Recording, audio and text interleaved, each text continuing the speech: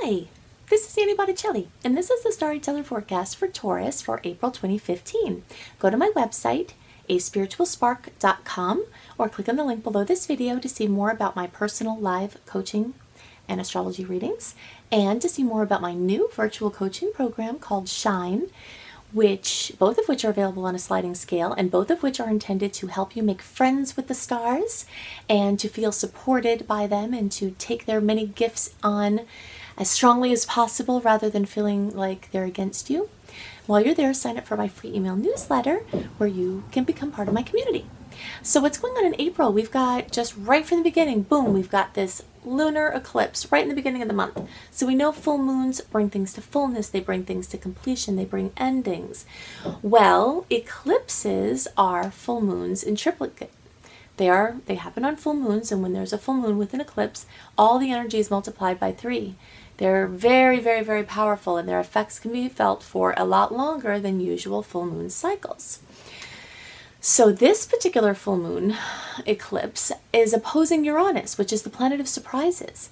Eclipses generally bring surprises anyway. They bring non-negotiable news. They bring changes. They bring, you're headed this way and all of a sudden, eclipse happens, you're going this way now. That kind of energy. And this energy has been brewing now since February. You might have started to get some of your eclipse news, get some of your eclipse stories in February. Now, we're starting a new eclipse cycle. We're starting the Pisces-Virgo eclipse cycle, which runs through the beginning of 2017, but its influence will last into the end of 2017. So the story of this eclipse, the energy that this is bringing in, is the start of a new 2-ish year, 2 to 2.5 year cycle. So the things I'm talking about are not only going to be prominent now, but they're going to be prominent over the next couple of years, and these stories will develop further. So part of this story will develop in the next 6 months, as eclipse cycles tend to bring their information over 6 months, and part of it is going to be told over this longer period of time. And the main polarity here is this 6th house, 12th house polarity. So the 6th house is the energy where the lunar eclipse is happening. So something is being eclipsed out. And the solar eclipse energy has the new energy coming in, and that's in the 12th house.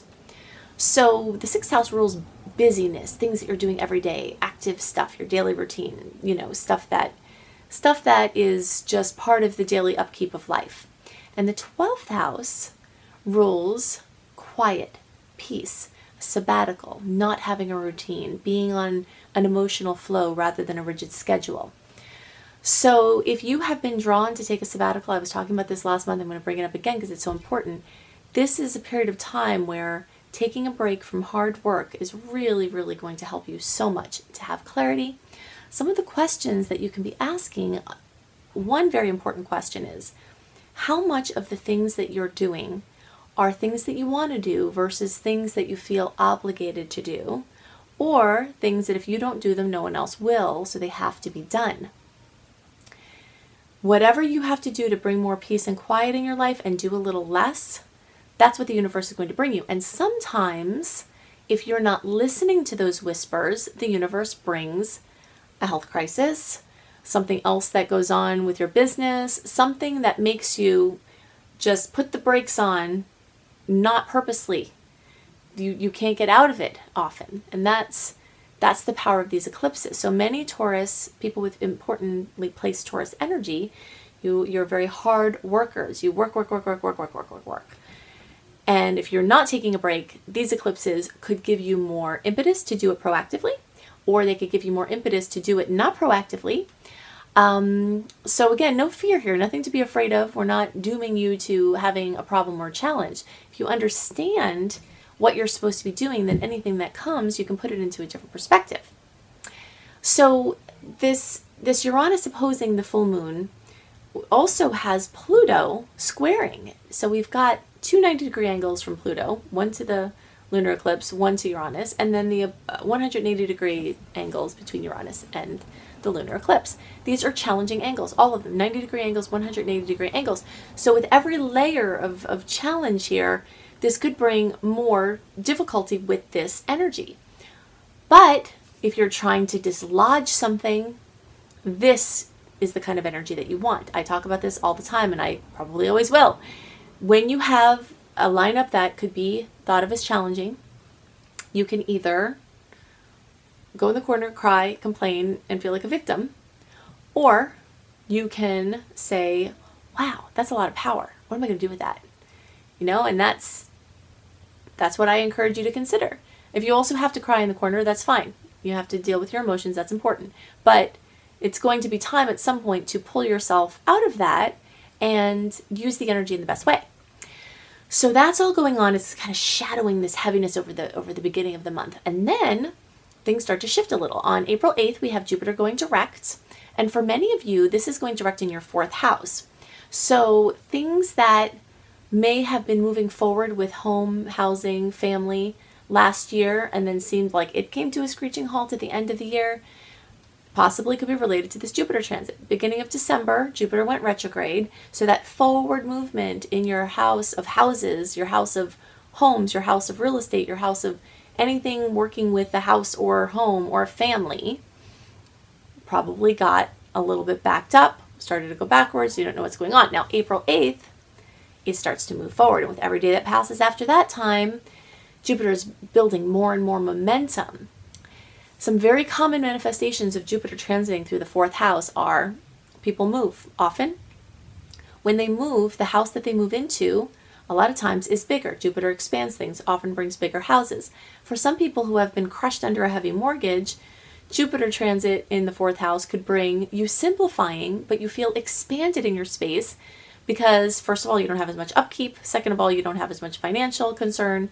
So the energy is that you feel expanded in your home space. And there's a lot of different ways that can look. Sometimes it's actually you're up a family member or several, maybe some in-laws, maybe one of your relatives gets married, maybe you get married, maybe you have a child, maybe you get pregnant, maybe you are going to parent a child with your partner. This energy of expanding home and family is going to start getting really revved up here. And for you later degree Taurus placements, if you haven't started feeling this in your home energy yet, in your home sector yet, that's because it's still accentuating for some of you your 3rd house of transportation, of communication, of how you interact with people, of travel, of relatives other than your parents or kids. Also writing and communicating any information. But it will soon be going into your housing sector. So if you wanted to move, if you wanted to sell a house, if you're wanting to buy a house, any of these things are going to be very much favored while you have Jupiter expanding the 4th house. Most of you have that already, and we'll speed up after April 8th. Okay, so April 16th, we have Pluto going retrograde in Capricorn. When Pluto goes retrograde, it revels in its retrogradeness because Pluto is all about going in and back, and retrograde's all about going in and back and very deep, right? And this is Pluto. So it's just like sings, yay, when it's in retrograde. So everything Plutonian just becomes more natural. So cleansing out, regenerating. Regeneration is the key. So whatever you would do to regenerate is in order. Now, having the lunar eclipse in the 6th house, that again is your health. And the 6th house and 12th house, where these eclipses are taking place, are the body-mind connection. So understanding that your body and your mind are connected, and a lot of problems that people have physically are actually coming from how they think or their emotions.